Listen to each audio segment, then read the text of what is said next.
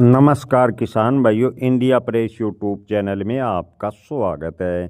सरसों के ताज़ा भाव तेजी मंदी रिपोर्ट सबसे पहले पाने के लिए चैनल को सब्सक्राइब जरूर कर लें। किसान भाइयों, सरसों निर्यात को लेकर क्या खबर आ रही है? क्या आने वाले दिनों में सरसों के भाव में तेजी बनेगी? इस पर करेंगे चर्चा। किसान भाइयों, सरसों के बाजार में हाल की बात करें तो मिला जुला रुख देखने को मिला है। कुछ एक बाज़ारों में सरसों खली का निर्यात बढ़ने से थोड़ी तेज़ी बनी है, जबकि ज़्यादातर मंडियों में सरसों के भाव को स्थिर कहा जा सकता है। हालांकि कुछ एक मंडियों में सरसों के भाव में हल्का दबाव भी आज देखने को मिला है। सरसों मिल से निर्यात में बढ़ोतरी फिलहाल देखने को मिली है। खास तौर पर सरसों खली की चीन में एक बार फिर डिमांड बनी है। सरसों खली की डिमांड के साथ साथ अगर सरसों तेल में निर्यात में बढ़ोतरी होती है तो सरसों के भाव में अच्छी तेजी बन सकती है। विश्लेषकों का मानना है कि आने वाले दिनों में सरसों के भाव में मामूली तेजी बन सकती है।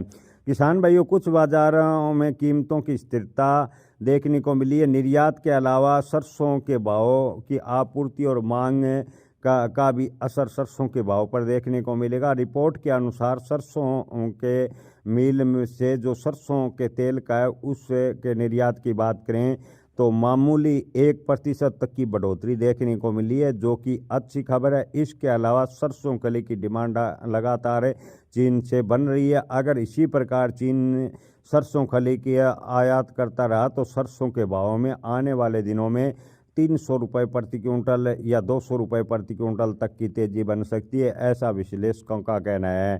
किसान भाइयों, निर्यात में तेजी के कारण विश्लेषकों का कहना है कि 20 दिसंबर तक सरसों के बाजार में थोड़ी बहुत तेजी की उम्मीद है।